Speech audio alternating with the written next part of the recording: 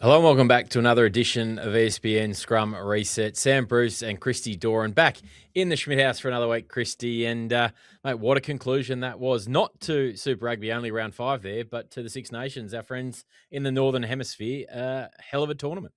Hell of a tournament. I'm going to just open it up there. This is my headline. How Yep. good is rugby? It's, rich bill of health right at the moment. I love it. I think it's fantastic what's happening at the moment. And France might not be able to stop the points being scored, but geez, they're scoring some amazing ones.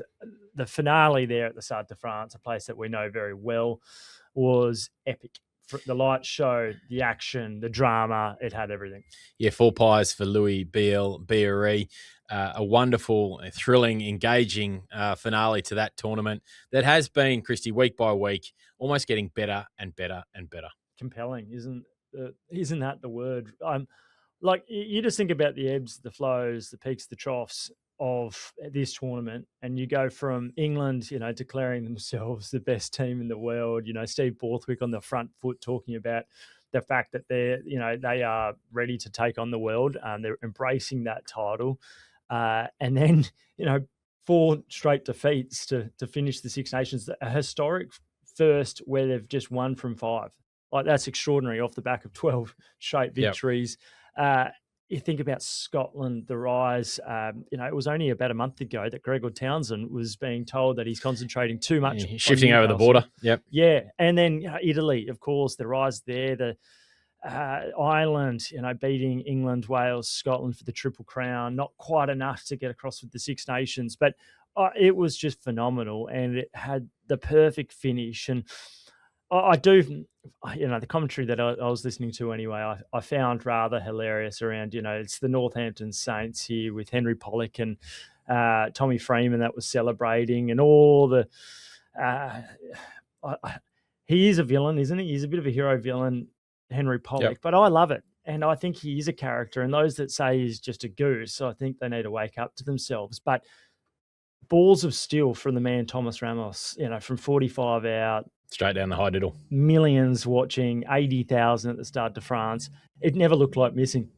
It didn't. I'll just park Six Nations there for a second because we are going to kick off on that topic this week. And I'll say my headline, I enjoyed not necessarily the responses, but the performances of a couple of outside backs who, one we forgot to mention completely last week in assessing the Zach Lomax kind of scenarios around gazing a little further ahead to the Rugby World Cup. Darby Lancaster loved his finish on Friday night over there in Napier in that loss to the Hurricanes. And then Filippo Downgerner, who we probably said was sitting, maybe around that outside that kind of 6-7 outside backs you might take to a World Cup with Joseph Akuso Suili covering the midfield as well. But, I mean, geez, didn't he make a mark on that Reds-Waratahs game the other night on both sides of the ball? And the way he's able to work in those wider channels, his positioning at the breakdown is, I think, about of any back in Super Rugby, it'll be right up there with the best of them. So I love that. And I think, you know what, Zach Lomax now gets a couple of weeks over in the West to just find his feet in Super Rugby when we see him exactly. But I thought those were 2 noteworthy performances on the weekend. On Zach Lomax very quickly, he's on this Monday that we're recording it. He's over in Perth and he's doing some training with Simon Cron. So the vast majority of that squad has got some time off. Yep. Zach Lomax is there doing training with Cronny, expert around the breakdown.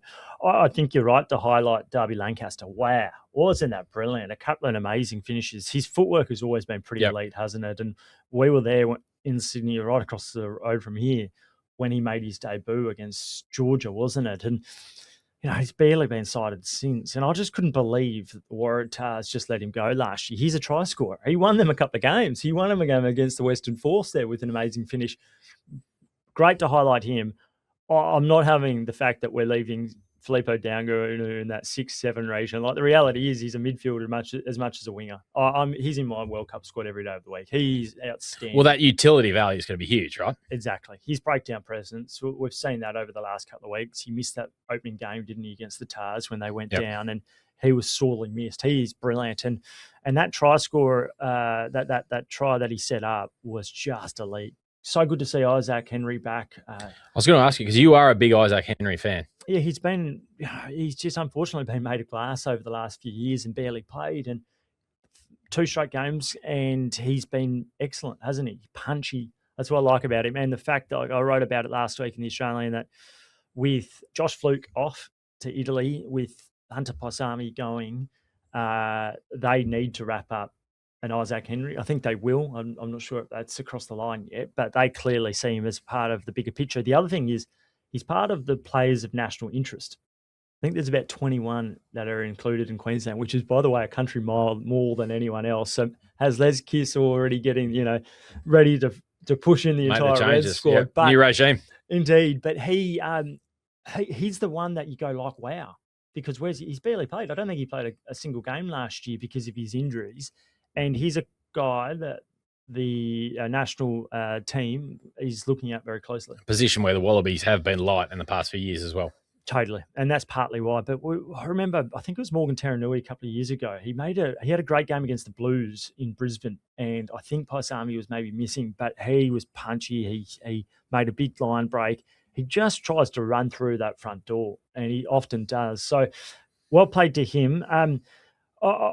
It's the other thing, and I thought about making this my headline, is it's so nice to see a Carter Gordon happy and smiling. Like, this is good for Australian rugby to have a Carter Gordon, the guy that missed so much last year, had a treacherous ride throughout that end of season spring tour, come back, find his feet, and he's in try-scoring form, because he might not have the all-round package of a Bowden Barrett yet, but he does have that ability to run with the ball, to make line breaks, and he's deceptively quick, isn't he? He is. We'll park Carter until we come back to that really enjoyable Aussie derby on Saturday night. Perhaps a bit of old school about it, with a thrilling finish when the game opened up. But let's go back to and dig in on the Six Nations a little bit more, Christy, and specifically that finale in Paris, the Stade de France, as you said. Magnificent event. Everything, that I guess a major tournament should conclude with. They do the live shows better than anyone. The title, it felt like, a proper big global event, didn't it? The build up and everything, the crunch. And the championship went down to, as you said, after the siren, when Thomas Ramos steps up and absolutely slots that one straight through the middle. Look, there's been a lot of, as with a game like this, of course, every moment is going to be picked apart and what decisions were right and wrong. And on the whole, I thought Nika Amashu-Kelly, had a pretty good game and, kept things moving. I don't know, what was it? 10 tries in total, more. Louis Bielberry got 4 of them, so I have to fill in the blanks from there. But there was everything, this game had everything. It wasn't just a free-for-all of, high point scoring, missed tackles and woeful defence. This was modern rugby, I thought, at its best, and kind of reflective of the whole tournament, where there's been games, throughout this championship, which were just must-watch. Indeed, I think every week was that, and it's because, let's be honest, it's because Italy joined the party. Yep. Didn't it? Like, if you don't have an Italy that's knocking off Scotland to begin with, and then England, it just feels like there's one game per round where you're interested in it. All 3 games were must watches over the week, and it delivered. Good luck trying to pick a team of the tournament, but I just think that, from record crowds right across the board to the TV figures that were through the roof, this is good signs for rugby. What I found interesting, and it's slightly not rugby related, is the boxing promoter, Eddie Hearn. I saw that just before we came on. Yeah, was there in Wales, and I couldn't believe that he, being a British bloke, it was his first game of rugby that he had seen. And this is a guy with a massive social media audience who is all about making things a spectacle. And I wonder whether or not rugby will ever try to tap into a bit more of that. Well, he was on a podcast recently and kind of asked that very question. I'm not sure which of the British ones it was. I don't even necessarily think it was a rugby podcast, but maybe it was a broader kind of BBC discussion, sporting discussion, and asked about what he'd do to, take the game beyond its usual, cross-section of British society. And he had some interesting comments around, almost what he reflected on those tweets and that tweet on the weekend. In terms of making heroes and kind of capturing these personalities of the game a little bit better, of which Henry Pollock, ironically, is clearly one. So, look, he's great to listen to, Eddie Hearn. He had a good crack at UFC boss Dana White. he may have enough on his plate at the moment with boxing and UFC and Zuffa boxing coming in and kind of take a bit of his patch along with Matchroom and the other big boxing promoters. But he fired back at Dana White.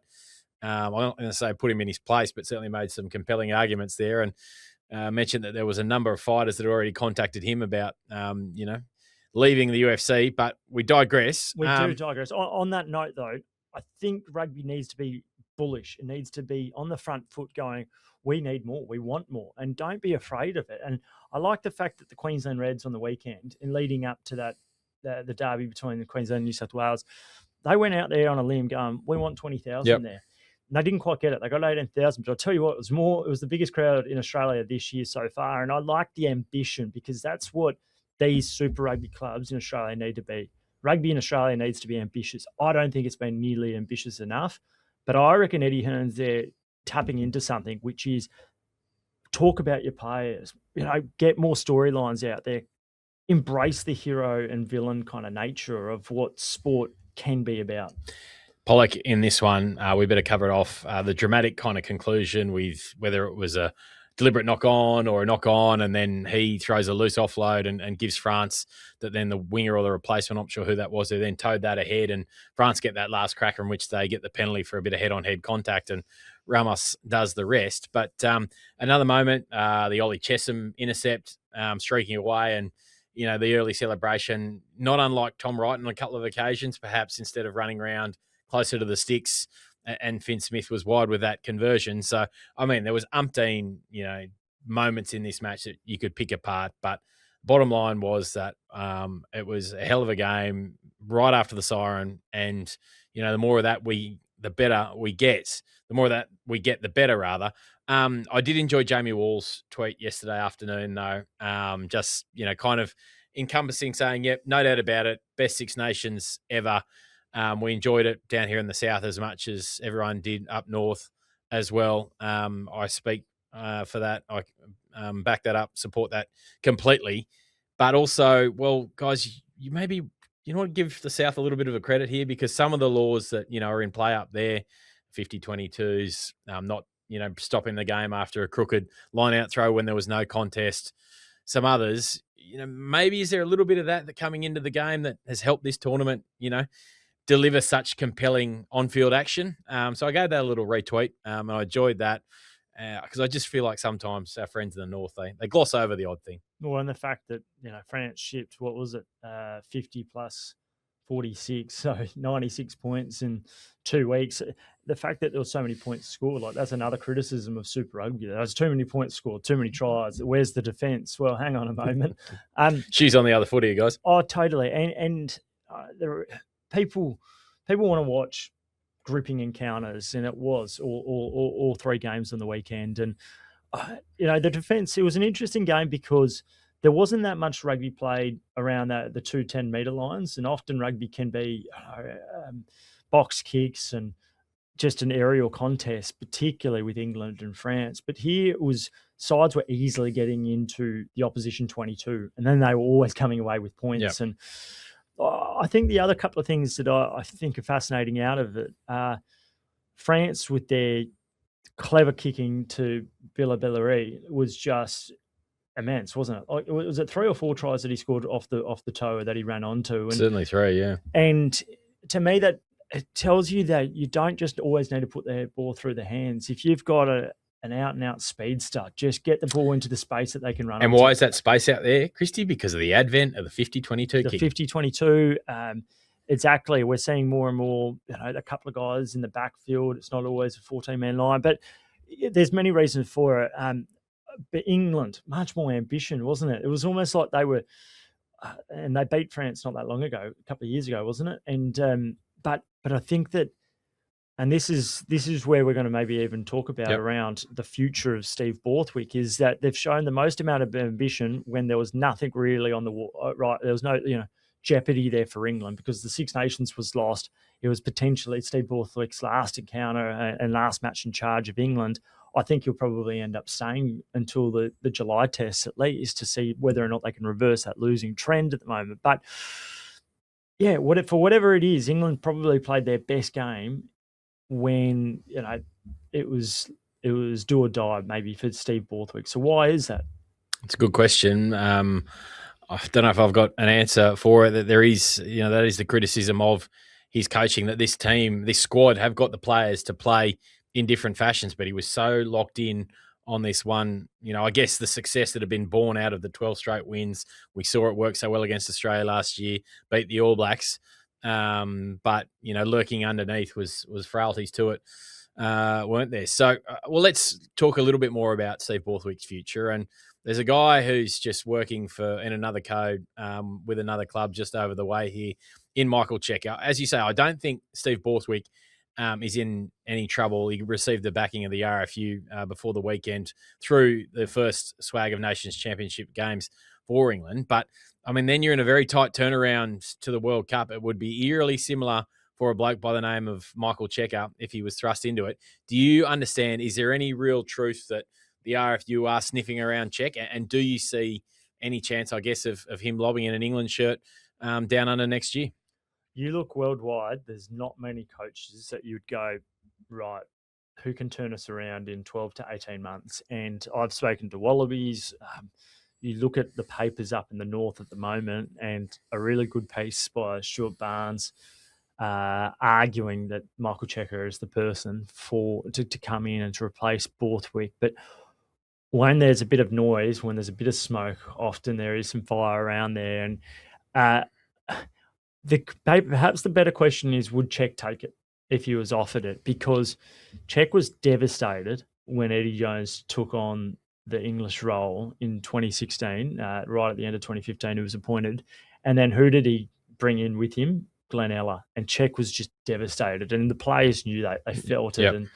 And I think that's why they loved Czech so much, with that he wore his heart on his sleeve. Yep. And then obviously he made his remarks in the post-2019 World Cup that he's not going to coach against the Wallabies. Now, he decided to coach with Argentina to help out Mauro Ledesma, and then he went on to become the head coach. I think there's enough water that's gone under the bridge that he would very much consider it. And you think about, how does he get to that position? Well, it was almost this time last year, wasn't it, that he was catching up with Phil Waugh in a cafe. Piatto, wasn't it, over at Blues Point Road? Yeah, indeed, and basically got the cold shoulder. He wasn't quite the person that they wanted. Yep.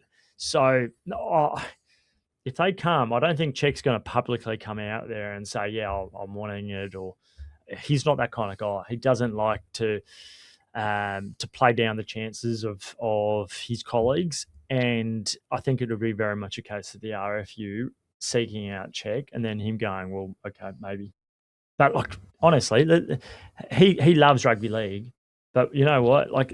I'm sure he'd probably prefer to be coaching at a World Cup, which is effectively a home one on Australian shores. And I'll tell you what, if it happened, wouldn't it be extraordinary? Because Dave Rennie over at the All Blacks, former Wallabies coach, Eddie Jones, former Wallabies coach, Japan, and then potentially a Cheika with England. With Wallabies certainly facing New Zealand in the pool, and they could cop Japan in round of 16. I think if they do lose to the All Blacks, or conversely, wind up on the other side of the draw and get through to the quarters, it would be England then. Sorry, maybe that is the one actually, that route, if they did beat Japan. So, yeah, that'd be something. Look, I agree. I think it'd be a serious move for Czech to take that. He is a passionate Australia. He still holds out hope of coaching the Wallabies again. And I think if you go and coach England, it's probably that ship might have sailed completely beyond that. Given who's lining up now to potentially come in and coach the Wallabies, there almost feels like there's a bit of a succession plan in place moving forward. I guess the caveat to that, on the flip side, rather, if you look at it, that it may well be Czech's last opportunity to coach a big international union. All right, and that's what I think, and also fear potentially, is that I reckon Stephen Larkham and Dan McKellar are the two that they would be looking at post Les Kiss, and whether or not that happens in 28 or 29 or longer and later on, who knows? But they're probably the guys that they're thinking, and so where does that leave Czech? Well, he'll be well into his 60s by that point in time. If he was to be, wanting and harbouring another crack at the Wallabies gig later down the track. I can't see it. So I think if it comes up, he may well jump on it. Interesting to follow anyway, but yeah, an unhappy campaign for England. Well, the interesting one as well is Leicester Tigers. people would be going, "Oh, hang on, why would England want to pick him up?" Like he was only, and people might forget, he was with Leicester Tigers not long ago. He took them to a final, and he's won only a season there in the English Premiership, where he took over from Dan McKellar, who left on mutual terms and agreements, and managed to get an underperforming Leicester side right back to the top. And people like Ben Youngs came out and gave him a big rap of support. Said he was the best coach that he'd ever worked under, and Ben Youngs is now hung up. He's not playing, but he would carry a strong voice. He would be a respected voice. How many other Leicester players are in that English group at the moment? Not that many, though. Chesham is one. They've got Freddie Stewart, of course, at fullback. Jack Van Portley, I think, halfback. So there are a few guys in and around, but perhaps not as many as 2-3 years ago, where you had a Youngs, you had a Dan Cole, et cetera, et cetera. So, but nonetheless, watch this space. Also, maybe one to watch whether Owen Farrell comes back into the mix. Would you? Look, I said last year for the Lions, I thought when he was left out, and that was speaking specifically against facing the Wallabies, because he had such success against Australia and always, kind of really got up for those test matches in my mind. I don't know whether they've got their centre pairing nailed down, nor their 10 either. I mean, there was the backing of George Ford, and then we saw Finn Smith come in. I think Finn Smith is clearly, the more natural footballer than George Ford, and I think George Ford plays a very English style of rugby that works against certain teams, and when it works really well. But when it started to fade there in those games against Scotland and Ireland in particular, then I think, they're the question marks that surround his game. What about the rest of it then? I mean, Ireland's probably the other big talking point here. Didn't get there in the end, but after that kind of listless first up defeat by France, and we started to talk more around, well, is this, squad under Andy Farrell on the slide, went on and won 4 games on the bounce. Probably weren't all that convincing against Italy, but I mean, their performance against Scotland on the weekend, a very good Scottish side who, this was also a cracking game of footy as well that wasn't decided until the final quarter. But they looked almost, back to their Irish best. Yeah, I think they were missing a few guys in that first test, and depth is such a crucial thing. But there was no, I'm pretty sure Furlong was missing. They had no Bundyaki, there was no Mac Hansen. So there was a bunch of them that were missing. But I think they've still got the core of a quality group, don't they? And I think the big one maybe is the 10 position there with Crowley that's come in, hasn't he? And to begin with, it was Prendergast. Yeah, and I think talking this year around the Lions, Scott, I just didn't see anything in Prendergast yet to believe the hype at that point. And after, the early games of this Six Nations, I hold that thought continually. Yeah, and I think maybe Andy Farrell's aligned with you there, but he's a guy that can... He's just a good all-round player, isn't he? He'll make tackles. He'll play in the right ends of the field. He's still got enough strings to his bow from an attacking perspective. So, yeah, Bundyaki is another big one. And McCloskey, the other inside centre, is a quality player, and he's a big lump of a guy. And I think that's, if you look at the Six Nations at large, to me it still looks like big, powerful 12s are the way to go. And that's why I don't think Lenny Cattell is a 12. I don't think he should play 12 for the Wallabies going forward. I think what we've seen of Lenny Cattell, he's a brilliant player, but he's a 13 and he's better in the space. But in addition, a lot of the tries that he scores where he looks so great in tight, and they were playing a high possession game with Joe Schmidt. We've got to remember that is pick and drives from Lenny Cattell always. And he got a couple of tries. He set up one or two with Angus Bell, but you don't need to be an inside centre for Beaton doing to do that. I think he actually stifled the attack a lot of the time. So I'd love to see him go to 13. I think going forward, it's an Angus Crichton, and I would still have Samu Karevi in the picture. But if you look at the Six Nations at the moment, they're all big, powerful 12s. Your Italian mate, Menincello, perhaps one of the best this year in the Six Nations, but he's 105 kilo, big, brute of a bloke who runs over people, and it just creates more space around you. Like it's been so obvious for 10, 15 years, ever since Marnotta kind of came through. Once it was the Mortlock and the Herberts at 13, it's just shifted completely to 12. And I think Australia has to embrace that. Well, having, the blend of power and size and those skills, which you would say Geordie Barrett has certainly got in his game now, that is about the ideal. I guess, individual you want at number 12. Before we wrap up the Six Nations, Christian, to put a southern lens on it, I guess, are we ever going to see a rugby championship, style kind of that is mirrored off the Six Nations? Not in terms of timing, global calendar, we've covered that off, but where Fiji and Japan would come in and join the tournament. Clearly, they are doing that as part of the Nations Championship pools, if you like, this year, or the groups.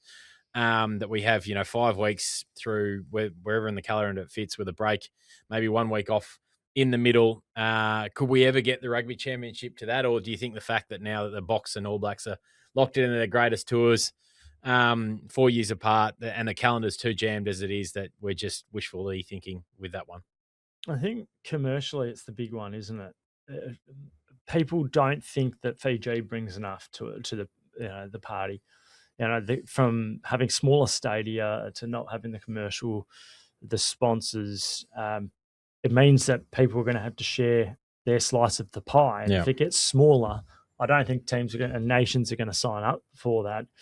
And I know Andy Marinos was massive on, from a high performance perspective, are these teams up to it? It's kind of shown that they're not. I could never swallow that. It was the most backwards thinking to me. The fact that Italy has just shown that if you get things right from a pathway perspective, their 20s are going pretty well. Yeah. You get a smaller domestic teams so that you can consolidate, condense the talent that you can start to prosper. So, we've seen that with Fiji, haven't we? I know any team going to Fiji struggles. I think I'd love to see it, but I just don't think it will. What do you think? It's hard to see it happening, mate, anytime soon, at least through to 2031. I think the calendar is pretty much locked up until then.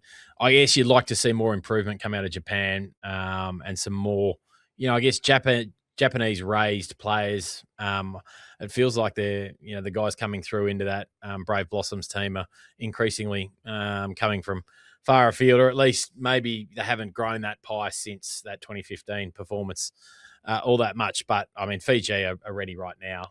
I wouldn't, if it stacked up commercially, which obviously it doesn't, and maybe there's a way that, Fiji would play their games, in Australia or New Zealand or somewhere else, maybe South Africa and Hong Kong or something like that. But they are ready right now on field. They've shown it at the 2023 World Cup by beating Australia, almost beating Australia here in Newcastle last year, wins over England at Twickenham. And as I said, next year, I think that Fiji-Argentina pool game is going to be, probably the most underrated pool contest of the lot there down in Adelaide in October. So, yeah, but I'm with you. It just feels like it isn't even, on the horizon anymore, that this is what we've got. The status quo will remain for the foreseeable future. Yeah, there's a few things with the Japanese. I know that they've changed the eligibility policies a little bit with their categories. Like there's category A, B, C players. It's quite complicated, to be honest. But they are making a push to have more, making it harder for foreign players to play. You've got to be having 30 caps for Japan, if you're not from Japan, to be considered a category A player. Essentially what it means is that they can't have X amount of foreigners on the field at any one point of time. So they're trying to make that harder, which would therefore help Japanese raised and elevated players. But I think Eddie's spoken about it from the university's perspective, getting it all aligned. The Japanese under-23 side is coming out once again to they're going to play Randwick, I think, in a couple of months' time. So circle that one. He'll be there, and he's always good for a quote. But I think rugby's got to be brave here once again and go like, you know what, it might not be perfect immediately, but I just think having another couple of nations in time zones where everyone's around would be a great thing. It might make it harder for South Africa because there would be more traveling perhaps, but the idea of when there's a fully fledged TRC that you've got a couple of games against South Africa, a couple against Argentina, like they are big kind of money-making events, but also compelling viewing too. And last year's TRC, we've got to remember, was maybe the best in a long time. And people forget that when we're all talking about how good the Six Nations was. It's clear, like from a geographical perspective, they're all there in the same time zone. But the TRC was brilliant last year, and obviously it's not going to be the same this year, but then it will return next year. So. Yeah, I mean, clearly Rugby Championship does have the tyranny of distance. It's not, flying from Rome to Paris or Paris to London or Dublin to Edinburgh. That is simple. The last point maybe is what would the impact be on the Pacific Nations Cup? And that's a tournament that hasn't been enough, both from a commercial perspective, TV viewing. Like, people in Australia don't really know what the Pacific Nations Cup is. And to be honest, who's really got all the hours to watch these sorts of games? But if you were to pull those couple of nations away and out from it, what do you got left? Yep. You got Canada, the US, Tonga, Samoa, Fiji. Like, it's maybe not quite as engrossing. Appealing, yep. Yeah.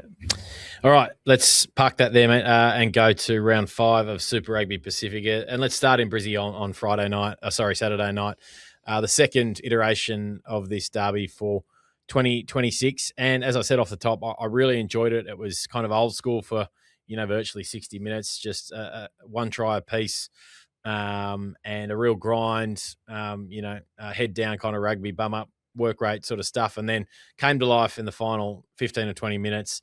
Bit of controversy, which we'll come to shortly. But on the balance of things, I kind of felt the Reds were deserved winners. But at the same time, we spoke about seeing a response from the Waratahs last week after their capitulation to the Hurricanes. And I think, if Dan McKellar, while not getting the win, you'd be pretty happy with what you saw from that side of things. Yeah, he didn't look so happy in the coach's box, did he? He looked absolutely filthy. But you're right. I think they did respond, and I expected a response. Like, they were really rubbish in that second half against the Hurricanes, and they were always going to show up in a local derby where they would have had a bit of confidence, having beaten the Reds only a month ago. But I think it's hard to ignore the controversies, and there's a couple of big moments there in the last 20 minutes, the last quarter, where the game is wrapped up. Certainly in the last 10 minutes, I think we've just got to go there. We'll go. Let's do it. Well, what do you think? Because the first one was with Tristan Riley. I think you text me that. That's a try. I said to you, look, would have loved another replay of that, which we didn't see. And I mean, if the sleuths on social media can go out and isolate the frame where, and if you haven't seen it, go and search it on there. I'm sure people who listen to this pod probably did. There is the shadow of the ball clearly, and it's not perfectly flat either, the rugby ball. But I thought I saw that as in live speed, that he got that down more so on the point than on the flat of the ball. And for the fact that, I guess the thing that frustrated me was that there was no real kind of pushback saying against Richard Kelly, the TMO. He was just kind of told, not unlike we saw in that forward pass in the Six Nations between Ireland and Italy a few weeks ago. I'd love to see the referee just say, no, hang on, I want another look at that. I'm not as convinced as you are, Richard. And I thought that was a perfect circumstance for that. Because if I could see that, in live speed on television and what we saw on social media afterwards, it just kind of smacked of we rushed that decision, or the officials rushed that decision. In my mind, they got it wrong. And if you're Dan McKellar, you're right to blow up. Yeah, well, they watched it once, didn't they? Yeah. And I don't understand that it's the second or third time this year where they've really been in a hurry to make a decision. And there's no harm in looking at tight calls, a number of times. Don't do it where it's clear as, mud. When there is doubt in there, then absolutely fans will sit back and say, yeah, let's get this one right. You even look at the way that Tristan Riley's putting the ball down. He's purposely not trying to put it down flat. Yep. It's slightly bent diagonally, his wrist and his hand to get the, not so much the tip of the ball, which would have made it even more compelling, the evidence, but I think you're right. I think there was enough evidence to go, hang on, the ball has been grounded before the other half goes onto the white chalk. So that's disappointing for Excuse me. Clearly McKellar's going to be livid. I think he's probably even more right to be livid at the call that comes maybe less than a minute later off the back of the Teddy Wilson chip kick. Yep. Where it seems obvious to me. I think it's Tim Ryan who loses the ball trying to clean it up, and George Blake picks it up from an offside position, and then 2 or 3 phases later, Carter Gordon runs 60 metres to score what is a match-winning try. Yep, and you pointed that one out to me. I had seen it live on the weekend, but then amid the Riley fallout, forgotten all about it. So, yeah, a couple of instances there. But it was a great finish, wasn't it, this game? Was it 4 tries in sort of 15 minutes? Great work from Jorgo, who, barely didn't see any ball in that first half, did he? And Jim Horan told everyone in the world that I had to get the ball to Max Jorgensen. Insightful stuff from Timmy. And when they did, look, gets that break, puts it on the toe, somehow gets a leg on it, and Potter goes through and scores. We mentioned the work from Dalguna to set up Henry. But the game just kind of burst into life, didn't it? It was a real grind up until that point. Tit for tat, no real team threatening to score at all. And then out of nowhere, whoosh go, it was game on. Yeah, it was a brilliant finish to the game, and I thought it started well. Like, it was 7-7. Yep. Pretty quickly, and then both sides probably just lacking a little bit of ambition. Maybe the organisation of the Reds wasn't quite as good. Maybe their general phase attack, but the Waratahs similarly really didn't offer too much between that 20 to 60 minute. What did you make of Jack Debrasini? Because it was his first start in a long, long time. But he steps in for Lawson Crichton, who finished the game. What did you make of Debrasini? I thought the control was really good. They didn't threaten so much, the Waratahs. Mind you, neither did the Reds. But I thought their passing, there wasn't a drop ball that like we saw a week earlier, or even against the Drua when those 50-50 balls were not even 50, 70, 30 balls were being thrown at times. And I think he did more than enough to hold onto that jersey for another week. They've got the Blues next door here on Saturday night coming. You would, again, first game, you'd like to see him, get square a little bit and take the line on. He's not probably known as one of the great ball carrying number 10s, but he's a big frame and he can, put his head through. But I thought he passed well, he kicked well, and I'd be sticking with him this week for sure. Yeah, so would I. I thought to begin with, maybe they were a bit lateral side to side in that first 15 to 20, but I thought the control was really obvious that even though there was a bit of shoveling as the game went on a little bit, I didn't think that were in a hole. I just think that they're probably lacking a couple of those ball carriers. There's no Langy Gleeson, there's no Angus Bell, so they need to work about how do they get. Hello, I thought was good. He tried, didn't he? Yeah, and that's that sixth position where they're just experimenting a little bit with the Tars, but they definitely need quicker ball. I think Teddy Wilson makes an impact more often than not when he comes on. Like in the same way that Andrew Kellaway, who by the way struggled in that Waratahs A game, and surprisingly, George Pullman had an exceptional game there at 12. Zach Fittler was at 13. Jack Bowen went all right at 10 as well. But I think you're going to have to persist with Debrasini just because, a couple of reasons. Massive boot, right? But it's his first start in so long. Yep. So I think be patient there. But it's a big month ahead for the Tars. Like, wow. And it's a big month for everyone, but particularly the Tars. They've got the Blues, Brumbies, and I think the Chiefs in a 3-week block. And having dropped a couple on the bounce, they've got to win a couple now. Feels must win this weekend for sure. Blues are travelling pretty well. Got an absolute rev up from Vern Cotto half time yesterday, didn't they, against Moana? But that'll be a big game next door on Saturday night. Conversely, we spoke a little bit about Carter Gordon.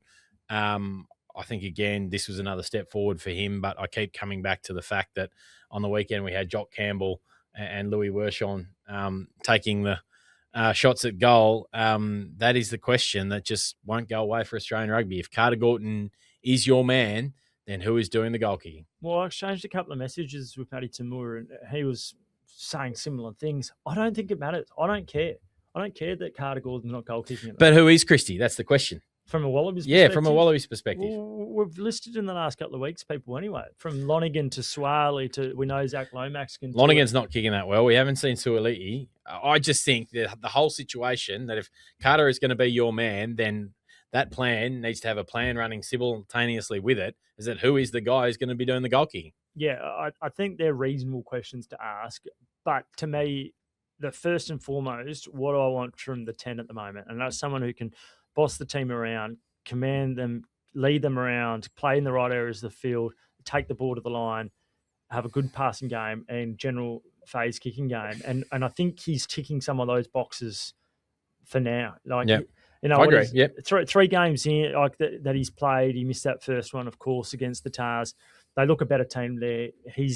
He'll get his confidence and his trust back in his body. I completely take your point that, in a World Cup final, you need to make sure that you've got an 85% goal kicker. Like, you look at Ramos from France at the moment, and France, England, like Finn Smith didn't kick brilliantly on the weekend. Finn Russell can be hot and cold.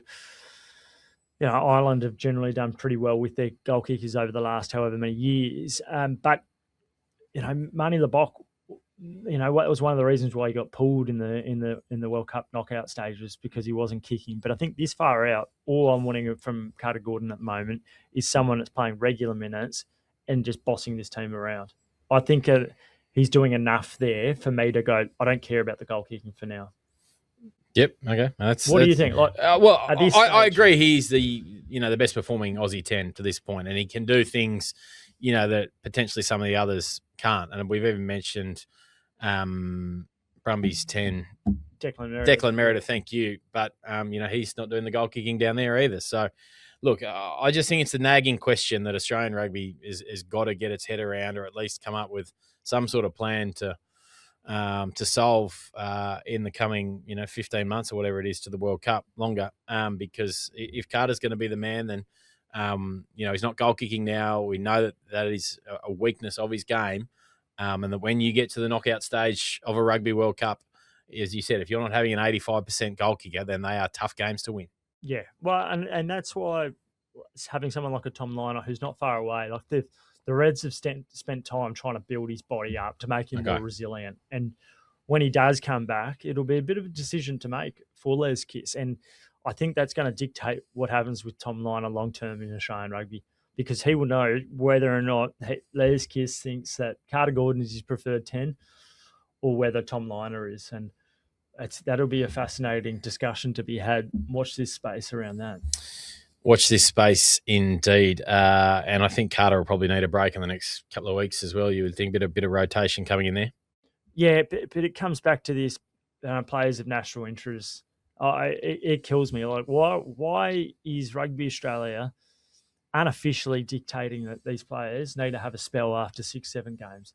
It's just ridiculous. It is honestly absurd. Like, half the Reds players of the 21, half of them aren't even regular Wallabies. So they might play 14, 16 games in Super Rugby, and then they play 3 matches for the Wallabies, mainly off the bench, like a Josh Canham or whoever it is.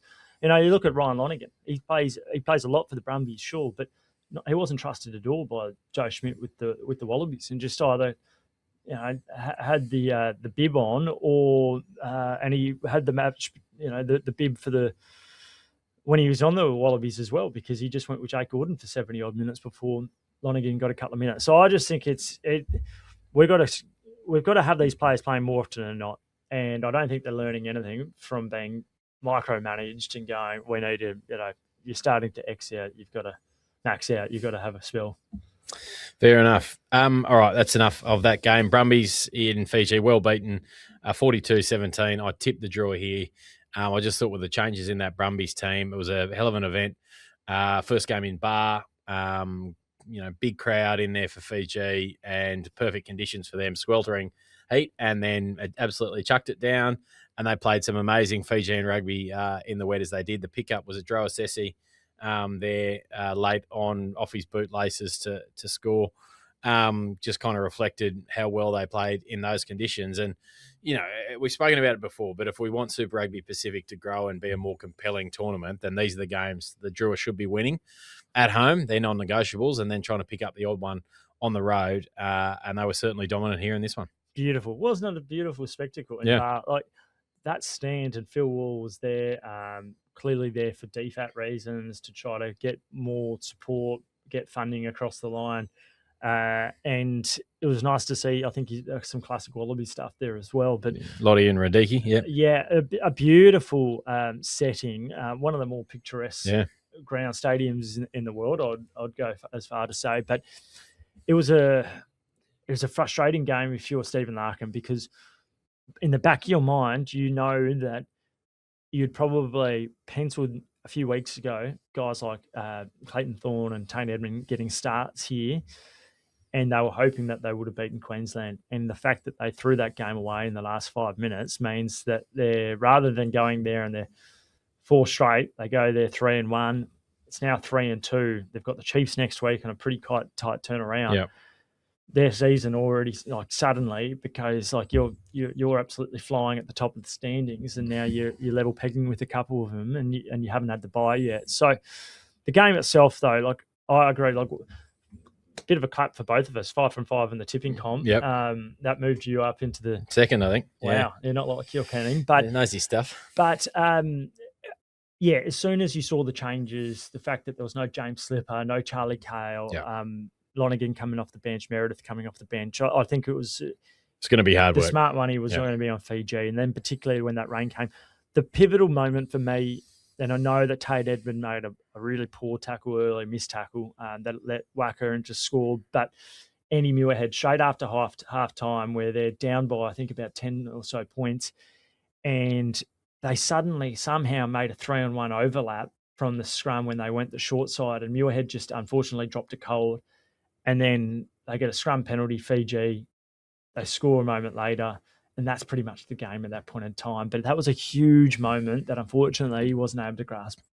Yeah, disappointing defeat for the Brums. And they, as you said, have gone from sitting pretty at the top of the ladder to now kind of wondering, that loss against the Reds is going to be really come back to bite us. I hope it doesn't turn into the situation that season finish, third as opposed to second like it did last year. But I think every chance it may do. Yeah, and that's the great loss of last week against the Reds from a Brumbies perspective, which just compounds because it just throws out your planning for the next couple of weeks and the season. You mentioned the missed goal kicking. Lonergan was none from 3 when he came on. Like that was unfortunate. Like none of them were easy kicks, but you've got to be landing at least one of them. And it meant, I think Tane missed one. And as such, they don't come away with a losing bonus point as well. And that's a significant one. We'll talk about that with the Force, with the failure to pick up a losing bonus point there themselves. But, no Reece Van Neck, another guy that... Late scratching, and that's unfortunate because he's had a couple of good seasons where I'm not saying he's in Wallabies 23, but I think he's starting to go, you know what, Zane Nongal has been inconsistent. I'm showing the consistency. Give me a crack in that Wallabies squad. And unfortunately, that injury comes at a really bad time for him. And indeed, the Brumbies without Alan Alatoa still for some time. Indeed. You mentioned the Force there. Friday night, look, they had a good crack for 40 minutes, didn't they? Where they were in this one at halftime, thanks to Lancaster's brilliant finish. And then, I mean, look, this was a good bit of coaching from Clark Laidlaw on the Hurricane side of things, wasn't it? Bringing the arsenal that he did off the bench, and they made a world of difference. The impact was virtually immediate, and they pulled away to a comfortable win. Credit to the Force. They didn't, completely capitulate like the Waratahs did last week. But, this was, I don't know, clearly Simon Cron's not going to be happy, but at the end of the 3-week tour, I think most people thought you get that win over Moana Pacifica and maybe pinch another bonus point in there against either the Highlanders or the Hurricanes, and they'll be frustrated with that defeat against the Highlanders a week earlier because they were certainly in that one as well. But are we starting to see a little bit more improvement and conviction, I guess, in the way that the Force are playing? Yeah, we are. But unfortunately, we've said that for so many years, haven't we? And that's the annoying frustration with the Force, is that their squad at the moment looks okay. I wouldn't say that it's extraordinary, but their front row especially, they don't have the world-class props that they would like. Yep. But the Reds don't either, do they? The Tars certainly don't without Angus Bell.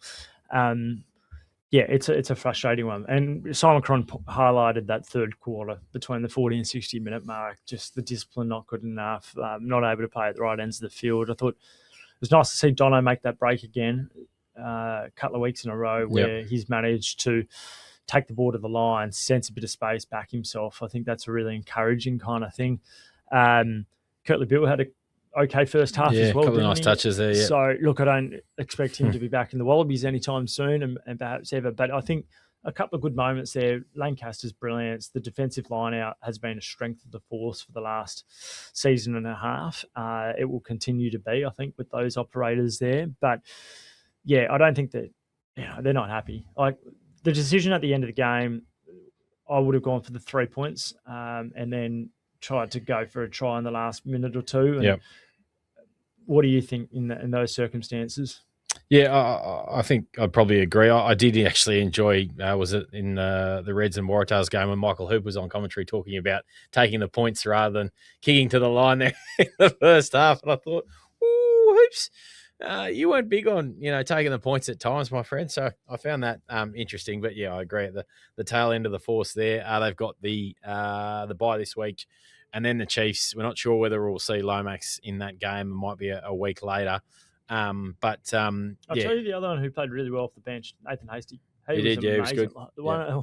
One of the 50-22s that he pulled off was, it was an 80-meter effort, wasn't it? So, but he absolutely held himself at one of the clearing kicks, one of the box kicks, managed to pick that up nicely, and then that kind of kick-started another try. I think it was to Lancaster. It was, yep. So that's a really encouraging, and maybe it looks like he's a better finisher than a starter for now. Managed to elevate the tempo, which is a really good thing. Henry Robertson getting a crack, and I think he's a player that people have wanted to see a bit more of, Robertson. So, yeah, some good signs there as well. Some other bits and pieces, mate, from the weekend. Crusaders and Highlanders, really good derby there in Christchurch. Big crowd, had that good energy about it. Crusaders, 3 yellow cards. And the one I want to talk about was Chay Fihaki's hit on Cam Miller. To me, this was a red card. I think, just about every day of the week. It was downgraded, or at least stayed a yellow because of some mitigation and a drop of body height, but there wasn't a lot of bend at the hips from Chay Fihaki. He come out of the line at force. It was shoulder on chin. I mean, to me, this is the kind of decision that doesn't reflect well on Super Rugby and broader extension, probably Southern Hemisphere. The narrative that the North like to spin that down here we're not serious on player safety. To me, this was the kind of incident that needs to be upgraded to a red to silence that chatter and the anti 20-minute red card, of which I'm a big supporter. This, to me, was a perfect example. Yep, that's an easy yellow up to a red. 20 minutes off the pitch, or 20 minutes before you can be replaced, and Fihaki gone for the game. The absolute perfect punishment for that situation. I thought they got this one wrong, and at this point, Monday afternoon, I haven't seen a sighting from Super Rugby media, so I am disappointed on that front. Yeah, agree. And I think the level of force was huge. I think that's the big one. Well, Miller didn't return.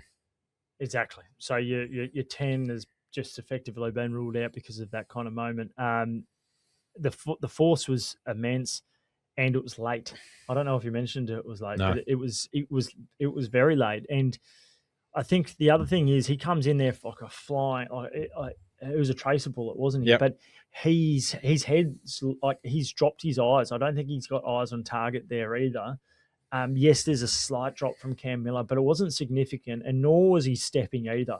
I think it was a bad miss, and you're right to highlight that in regards to the perception of the South, because perception is reality at times. Yep. And Chay Fihaki, he's a big guy. He's a big bloke, and we often see him at fullback, wing at the moment, playing great footy. He wouldn't have intended it, but they never intend it. You don't intend to, or more often than not, you don't intend to knock someone out. But yeah, it's an ugly incident. It certainly was.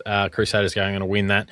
But Highlanders, I think, probably surprising a few people, including me, as to how well they played it in patches of that game. Great to see Angus Tarvau make that break and put Ramavaki Nibkins over, given what the Tarvau family has been through in the past month or so. So big ups to Gus over there.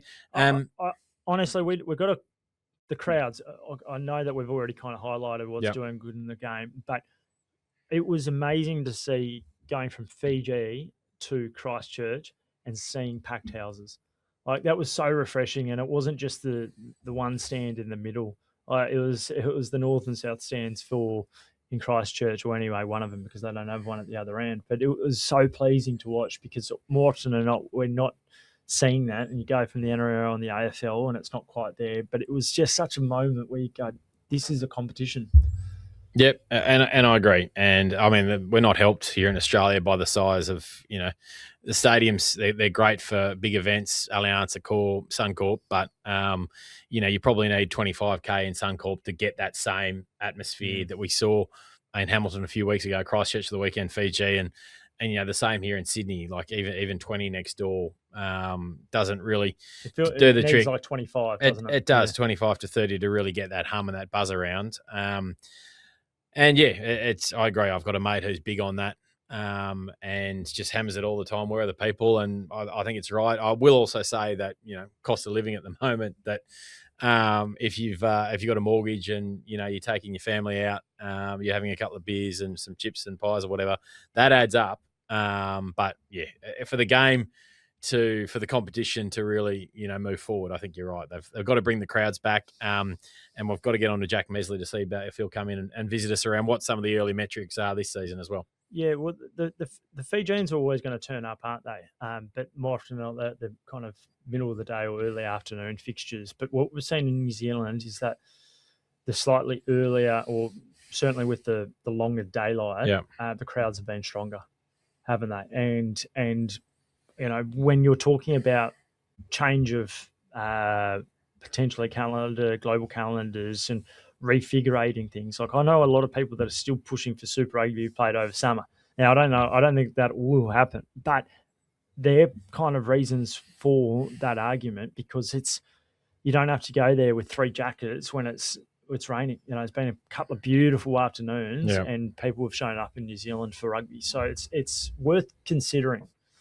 All right, mate. I think that's a pretty good wrap on the weekend. As I said, Blues comfortable winners over Moana. Certainly interesting pot shot from Tana Umaga last week at Blues officials around the two teams in Auckland. It looks like Tana's going to be on that All Blacks staff before too long as well. Sevens, New York, Aussies 4th in the men's, and a heartbreaking loss for the women in the final. They were up 3 tries to 1 and looking like winners for sure. And the Black Ferns just found a way to win that one 22-21. Gutting for those girls. The series is now wrapped up. I think that's 4 finals, or is it 5 finals on the bounce now that they've dropped. That's the only losses this season have all been to New Zealand. We know it's a fantastic rivalry, but is there, well, I think it's clear there's a bit of mental scarring there right now. Yeah, but I actually don't think it's that bad at the moment because, yes, they're making it to the point here and they are so, it's so clear that there's first, second, and then the rest, isn't it? But the Aussie women have been right there in the pointy ends of Olympic semis and they haven't been able to get across the line. So they've just got to continue to build. I think they've had a couple of, there's a couple of players that have come in and out of that side over the last few years. Maddie Ashby's now back multiple tournaments. That's only a good thing. Mackenzie Davis is a great young player too. So they're developing still at a rate of knots and they're going very well. So even though at one point it was a little bit more in the last week up in Vancouver, they're not far away. Yeah. And Hong Kong, I think bigger tournaments too are coming with the 4 top sides in the second division coming up. So that'll be one to watch. I thought there was one interesting ruck call or non-ruck call there too. The finish that the Aussie girls got pinged for holding on, which looked like a ruck in sevens every day of the week to me. But we move on, mate. Anything else before we wrap up this week? It's interesting around Jock Campbell and the future of him because for some time it's been known that he's been trying to get to Japan. And because of the categories, it's hard for nationally capped players to go up there to just find a gig. Maybe he will, maybe he won't, but it leaves the Reds in an interesting situation because I don't think they were really expecting him to stay around. The last 2 weeks has been his best footy in a long while. So there is something to this. Players often play some of their best rugby when they're off contract, and he's doing that right now, and he's probably leaving Sam Cordingley, the Reds, with something to consider over the next couple of weeks. But here's the fascinating one because he's a guy who's not even that old, but is likely looking for a way out. Is there a way to keep these sorts of guys? But it's not hard with these salary caps. Well, it's $1 million question too. You've got a finite career too as a player, and if you can go on and double 3 times your salary here, when you figure your Wallabies days, you might not even be a Wallaby, but if you have been, as Jock has on a couple of occasions, that they are then done, then you've got a few years to cash in, and who knows, it could all finish up next week. So it's a problem, I think, that for which there is no answer.